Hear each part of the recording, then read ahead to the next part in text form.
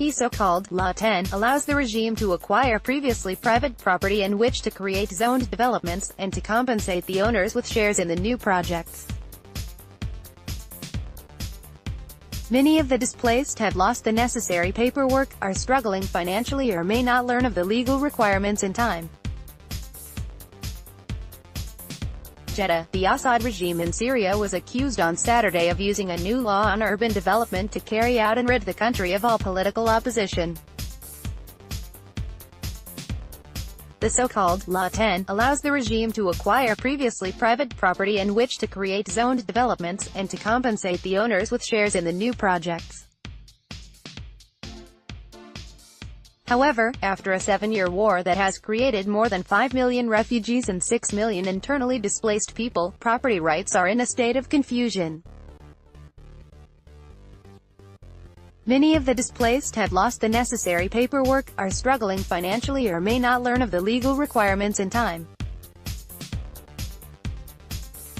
The Assad regime is using the confusion to create a suitable environment for demographic change, Syrian opposition spokesman Yahya Al-Ahsa told Arab News. The regime has a twofold goal, he said. First, terrorize the opposition and supporters of the Syrian revolution so that they lose the right to their properties. Second, there is talk of reconstruction in Syria now.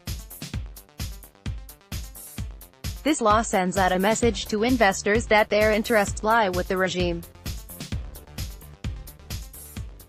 It is an attempt to tempt companies and business people to support the regime, because the regime is the only party that approves bids and gives grants and contracts.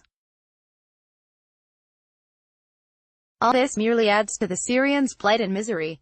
Al-Ahsa said the attempted land grab was being resisted by European countries, especially France and Germany. The Syrian negotiating committee is also exerting a very important effort so that such an evil act will not happen, he said. Also on Saturday, the U.S. warned Damascus it would take firm action if the regime violates a ceasefire deal, after Syrian aircraft dropped leaflets on a southern province in advance of an expected offensive. Al-Ahsa said any such offensive would be a breach of agreements between Russia and the U.S. on de-escalation zones, and he warned the regime in Iran against playing games with the U.S. Such threats are part of a response to the two unanswered Israeli attacks on Iran's military positions in Syria, he said. The area also meant to divert attention from the American-Israeli intent to kick Iranian militias and forces out of Syria. He said the regime in Iran could do nothing without Russian support. We don't think the Russians are willing to provide such support, or to mess with the US or Israel. Parallel to such threats, Assad is trying to make certain reconciliation agreements with what they call Syrians in liberated areas. We believe that they cannot do anything of the sort.